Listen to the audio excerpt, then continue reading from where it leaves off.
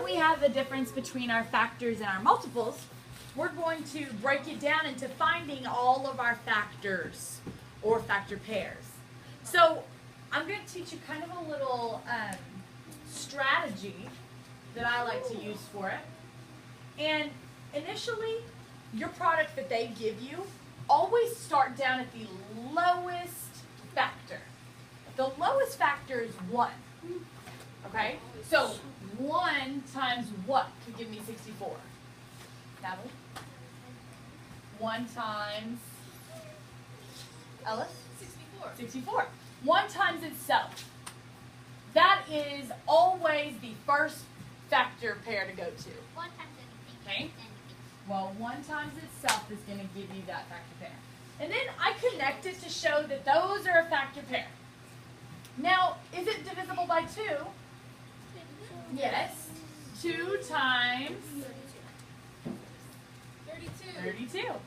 So I'm going to make that a factor pair that I show and represent. These are also factors in that number. Now 3. No.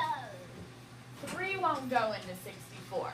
And I'm going to show you, we're going to lead back to that rule in just a moment. But let's think about 4. Sometimes when I don't know if something is divisible by that number, I might go off to the side and do a little division problem just to try it. 4 goes into 6 one time. 4 times 1 is 4. Then I have 24. Can 4 go into 24? Yes. Yes. How many times? Parker? 6. 6. 6 times 4 is 24. Nice. This is always a helpful strategy. Just go back to your division. So I know I need to list 4 as a factor and 16. What about 5? Can 5 go into 64? No. No. 8. 6? 8. No. 7. No. 7? No. 8. 8 can. 8 times what? 8. 8 times 8. Now, instead of listing it 2 times, I'm going to list it just once and put a little rainbow over it. Because that shows that it's 8 times itself. Now, some teachers call this closing the curtain. Because what you did is you started off with the smallest and the largest factor. What about And then as you go up, Oh, yeah, 9. meaning 2, 3, 4, 5, 6, 7, 8. What starts happening is the factors start closing in on one another. And you're not, in all honesty, you're not going to have to go higher than 9. And it's going to have already closed in. Okay, you'll find out whenever we're getting through this. If you start at 1 and then start working your way up, once you hit 8, we know, okay, we can't go anywhere else. Because 8 times 8, it's already closed the curtain all the way. 8 is, All right? is the So 8 is the smallest or the closest factor pair. Now, I want to talk about our divisibility rules that I had you write down just a little bit earlier. And we're going to practice that just a couple of moments. And then we're going to do another factor rainbow. On the 24 one behind you, you can actually add another one. What is it? Because this is actually all of them. 2 See, you times start 12. at 1. I thought you could use like the 2's in the middle. Well, if you start over here and you do 1 times 24, whenever you do 2 times 12, that actually takes away 12 times 2. Yeah, that's what Okay? And then you start going all the way up and notice the way that you can't come up with anymore, okay? Now, these divisibility rules right here are just a few, but they're the most handy ones that there are. Ryan, anytime a number is divisible by 2, it's always even, okay? What does it mean to be even? 2, 4, 6, 8, and also 0. Meaning it ends in those numbers, right? It doesn't just have that number in it, but it ends in 0, 2, 4, 6, or 8. That's what Good. I put. So that's how you know something is divisible by 2.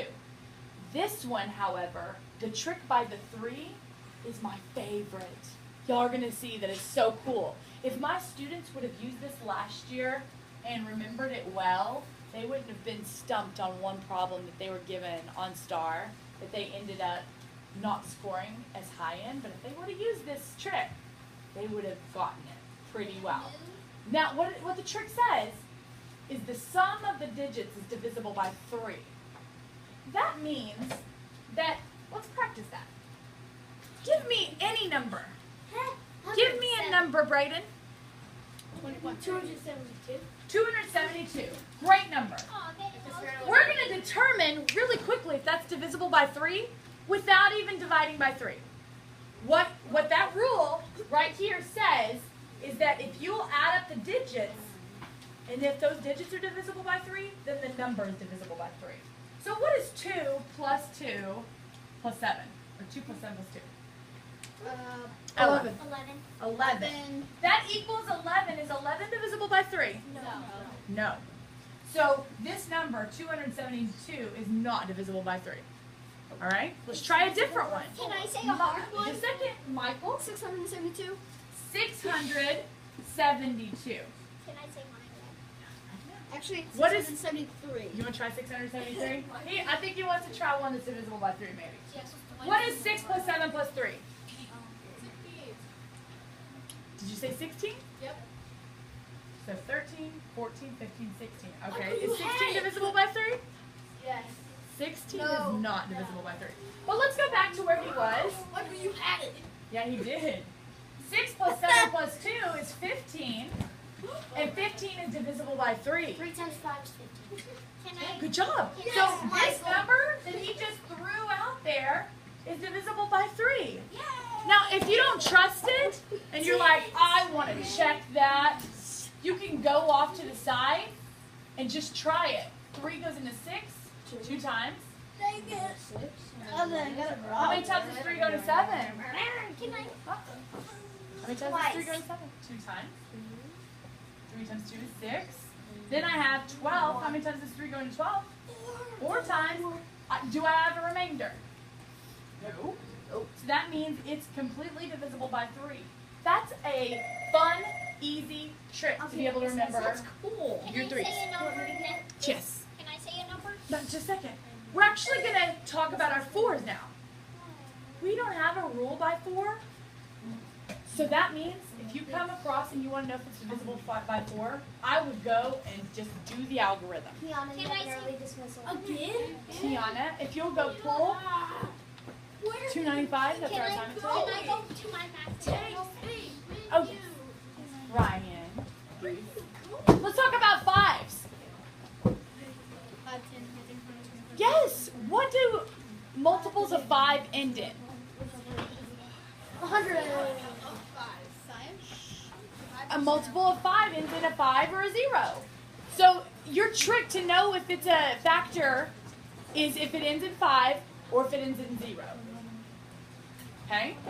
6, the trick on that one is if it was even, meaning it followed that rule, and it's divisible by 3, meaning it followed that rule, then it's also divisible by 6.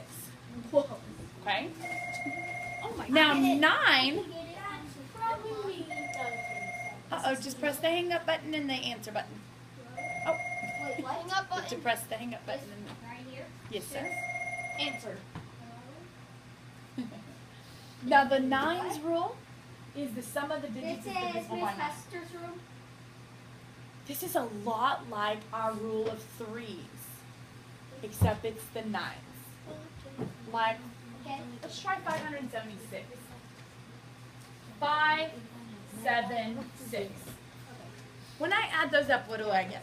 Meaning 5 plus 7 plus 6. 12 Jonathan needs to be subtract by the office. 18. 18. Is 18 divisible by 9? Yes. So this number is divisible by 9. It's a lot like the 3s. So if you can remember the 3 rule, Jonathan, you can also remember the 9's rule. remember go to the office to be picked up. Perfect. Thank you so much. Welcome. We're going to do one more factor rainbow and try it with utilizing our rules.